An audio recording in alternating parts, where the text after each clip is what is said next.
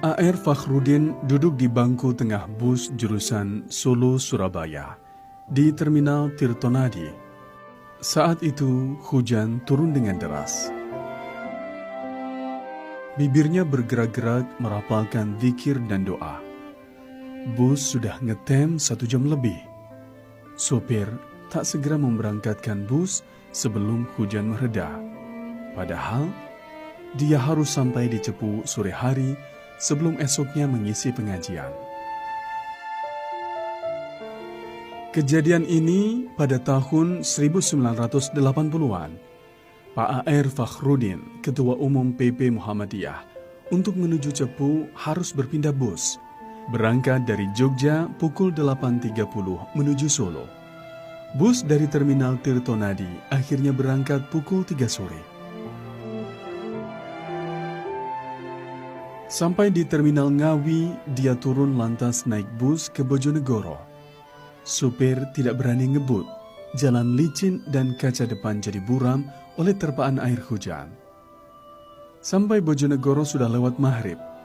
Bus yang dinaikinya menuju Cepu juga tidak segera berangkat, menunggu penumpang penuh hingga lebih 1 jam lamanya. Pak AR resah hatinya. Sebab dia telah berjanji kepada Sutopo, pensiunan hakim yang mengundangnya, bahwa dia akan tiba di Cepu pada sore hari. Karena hambatan di perjalanan, dia bakal sampai Cepu pada tengah malam. Pada masa itu, belum ada handphone, jadi tidak bisa memberitahukan posisi dan kondisinya. Ketika perjalanan mendekati Cepu, seorang penumpang mendekati bangkunya. Namanya Fauzi Rahman asal Kertosono. Langsung saja Fauzi menyapanya. Assalamualaikum, nyuwun pangapunten, menopo Bapak leres Pak AR Fakhrudin, Ketua Umum PP Muhammadiyah. Dengan ramah orang tua itu menjawab, "Oh, nggih, menawi mboten kelintu kulo AR Fakhrudin."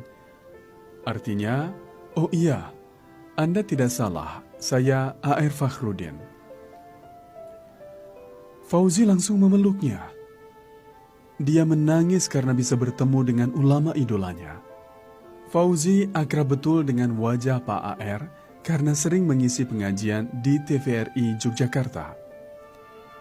Saat itu dia kuliah di IAIN Sunan Kalijaga. Sampai di Cepu sudah tengah malam dan kondisi hujan. Fauzi langsung mengajak Pak AR menginap di hotelnya. Awalnya ditolak sebab tidak enak dengan Pak Sutopo, tokoh Muhammadiyah di kota minyak ini yang sudah menyiapkan penginapan. Tapi Fauzi memaksa. Apalagi sudah larut malam dan badannya terasa lelah. Akhirnya tawaran itu diterimanya.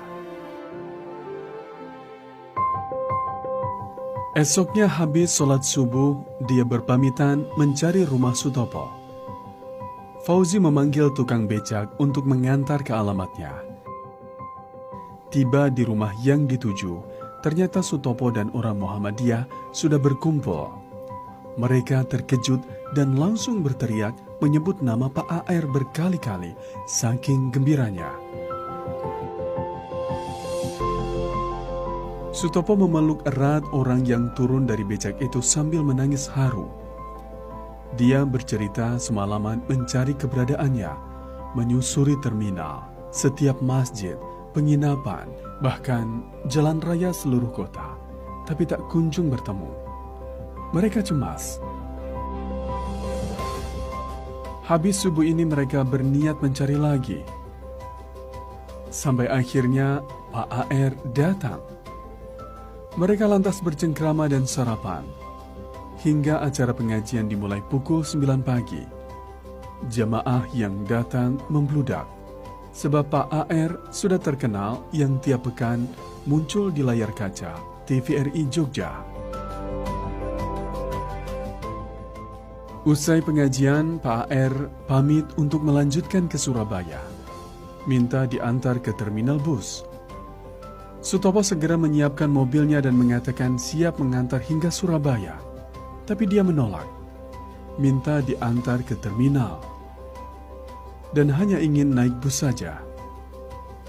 Sutopo lalu berkata, "Pak, kami tidak ingin melihat Bapak kehujanan dan gonta-ganti bus seperti yang kemarin. Kami tidak ingin melihat Bapak sakit." Tapi Pak AR bersikukuh. Akhirnya pimpinan Muhammadiyah Cepu mengantarkannya ke terminal. Saat bus berangkat, tak terasa air mata mereka meleleh melihat pimpinannya begitu sederhana dan neriman.